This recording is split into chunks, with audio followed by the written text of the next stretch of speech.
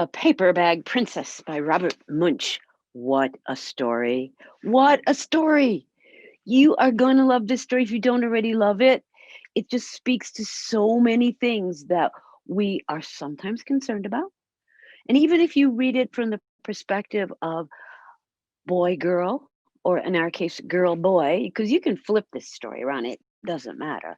It can even tell it through the lens, that would be the eyes and the ears of any sort of creature at all.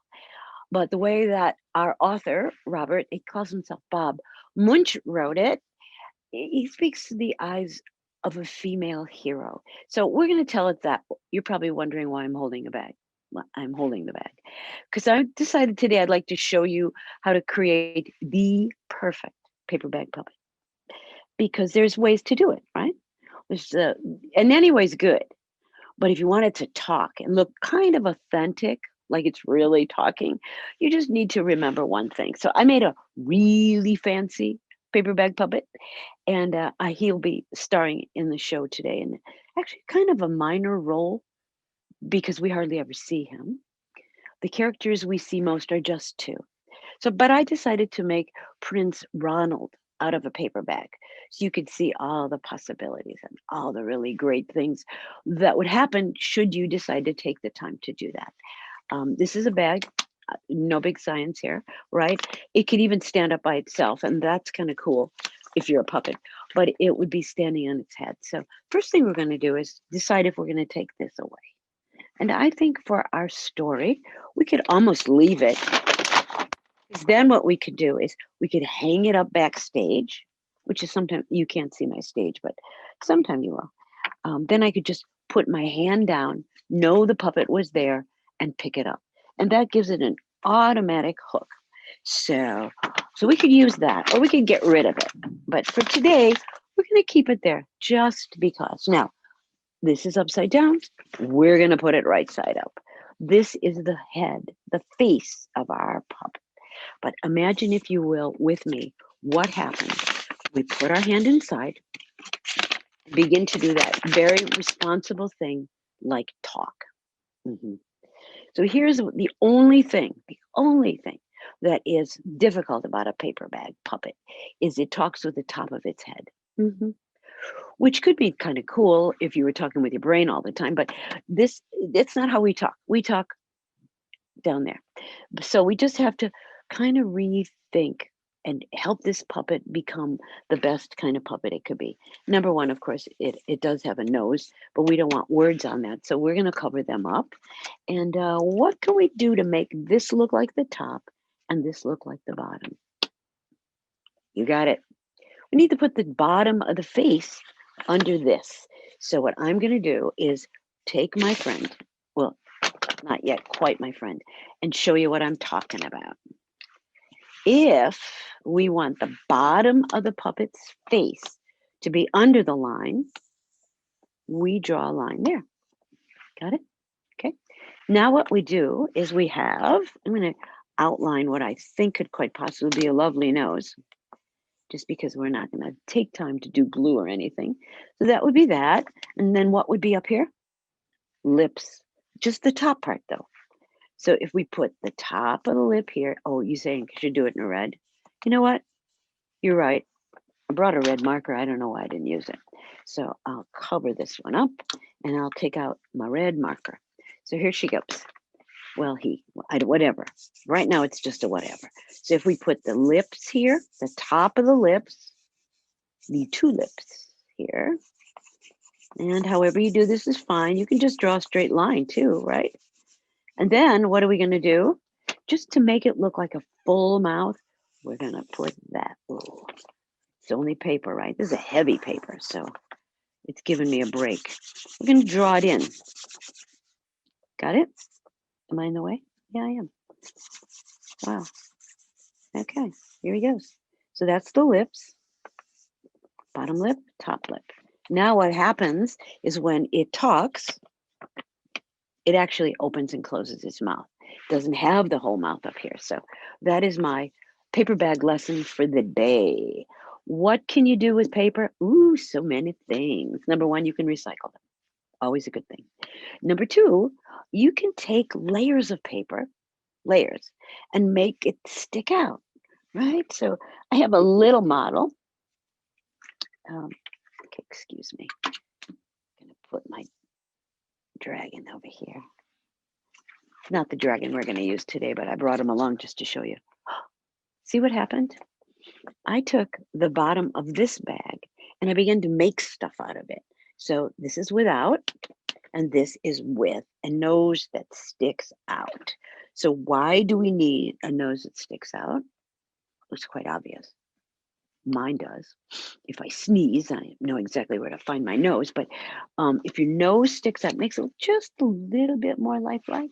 So I'm going to do the same thing to this puppet that has a little more, it's called dimension or depth, and put on a mouth and show you the difference. But I'm going to just put on a little tiny mouth for two reasons. Number one, it just takes less time. And that's all you really need. You don't need a big mouth to be loud. And you do? Oh, you need it.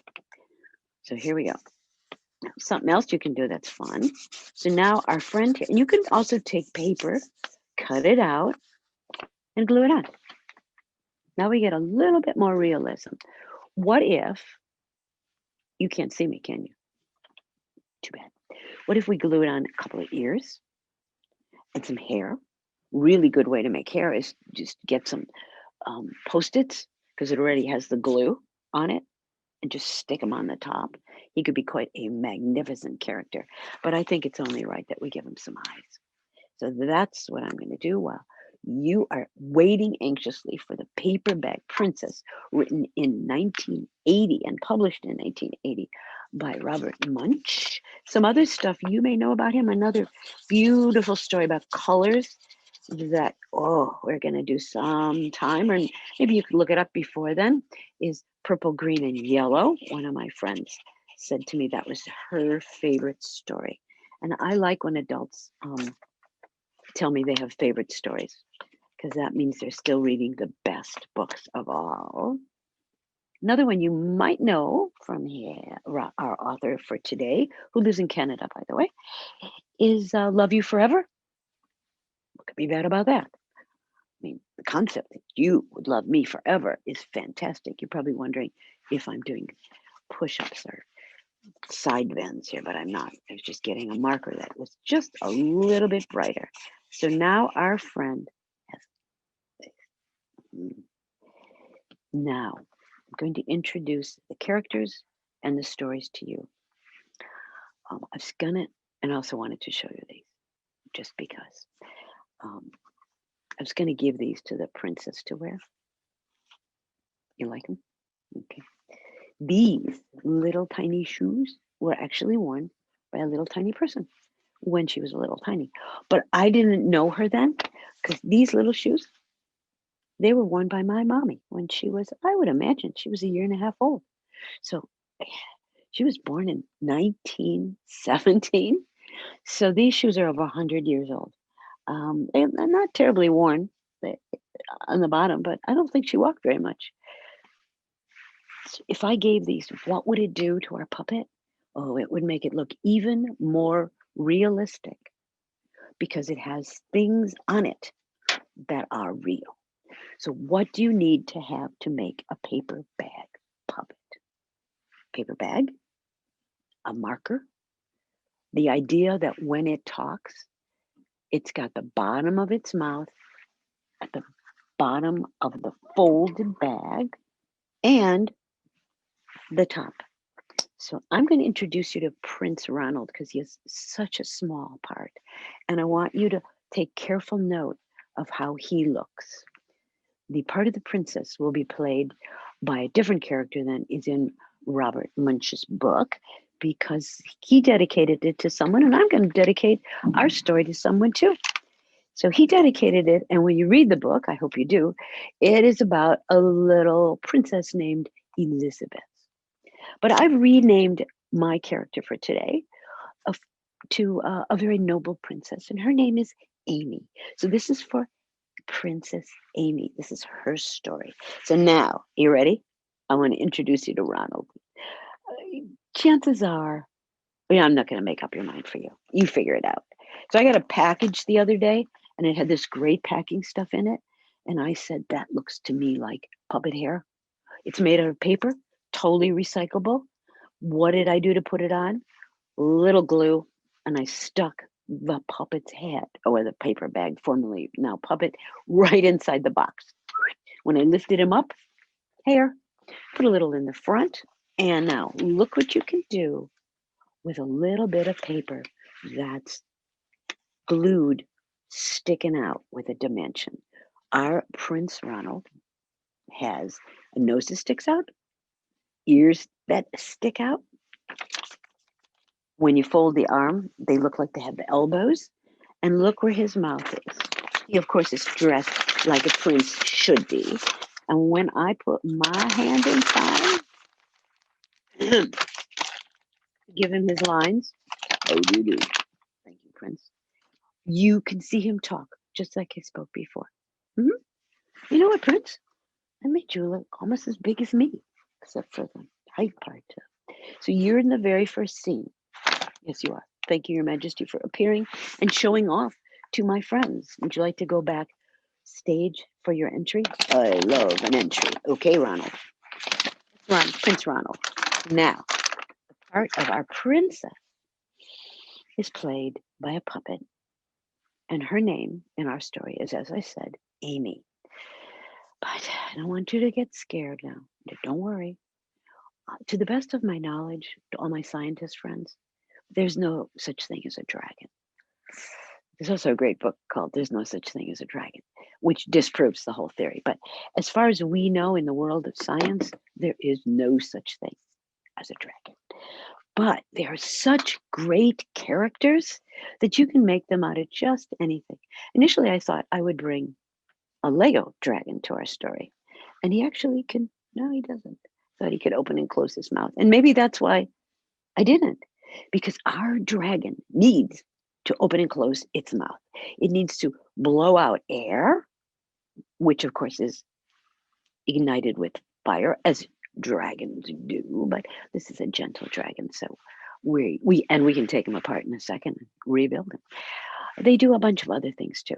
And our dragon, who should I introduce him to you first? Or would you love the element of surprise? Okay, the only thing I can ask of you is don't panic. He's really big, which is one of the reasons I was going to use him. So he may knock down my stage. And if that happens, we're going to go with it. We're not going to worry. All right, so if you are ready, I just put that dragon over there because he's terrified of this dragon, and get out everything we need for our story today. The Paperback Princess, dedicated to Her Royal Princess, the noble Amy. So here comes everybody we need.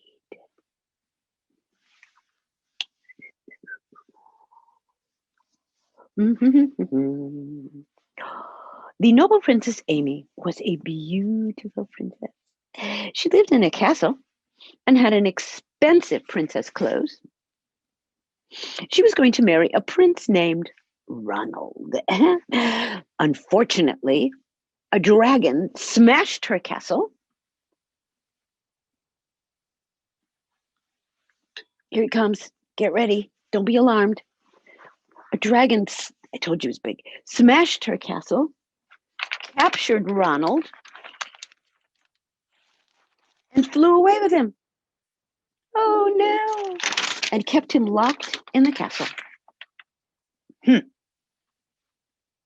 then did what dragons do, decided to rest.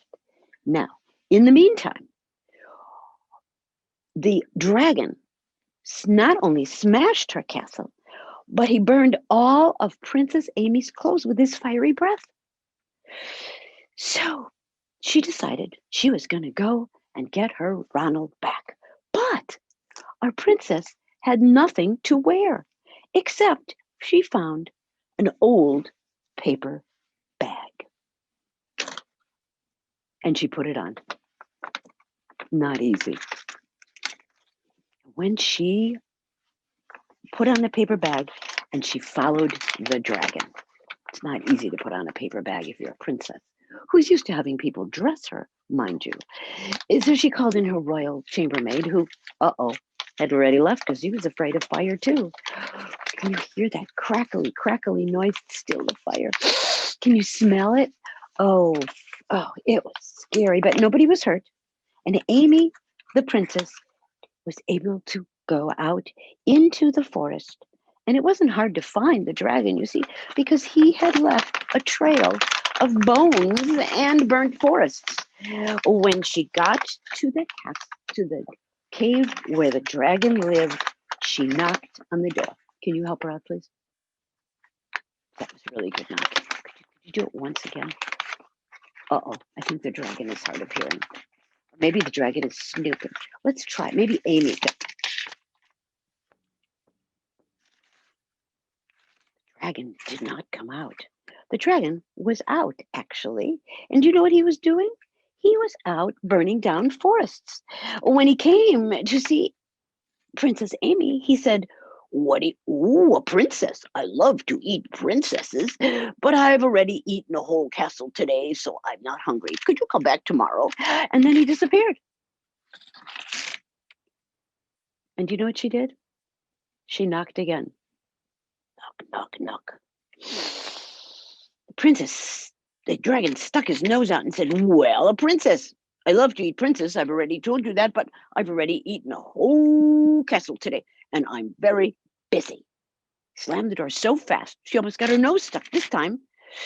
So she banged on the door again. Finally, the dragon said, go away. I do love to eat princesses, but I've told you, I've eaten a whole castle today, and I'm a very busy dragon. But wait, is it true that you are the smartest and the fiercest dragon in the whole world? Well, yes. Is it true, said Amy, that you can burn up 10 forests with your fiery breath? Oh, yes. And with that, the dragon, just to show her what he could do, took a deep breath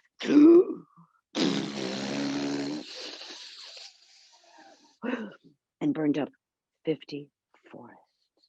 Fantastic, said Princess Amy. Can you do it again? Well, of course I can. And this time he took such a deep breath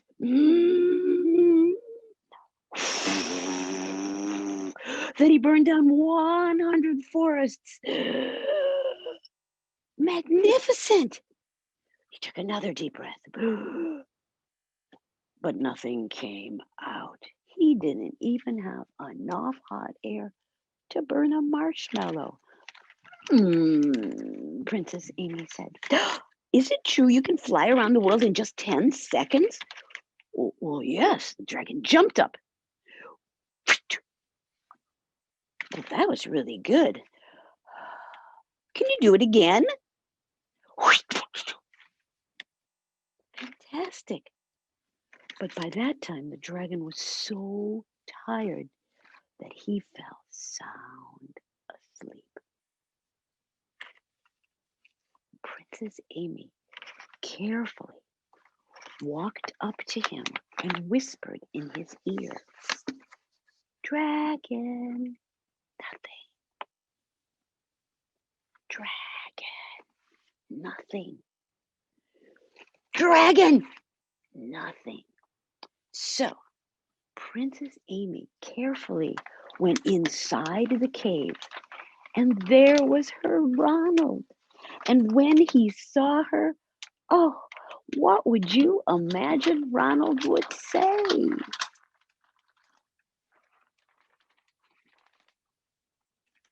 Look at you. Look at you. You aren't dressed like a princess. Your hair is a mess. You smell like burnt wood. And your clothes are not real princess clothes. Amy, the Princess Amy, looked at him and said, and you are a bum. And with that, she stormed out of the cave, and they never got married at all, which is what happens when you realize who people are. And so that is the story of our paperback princess.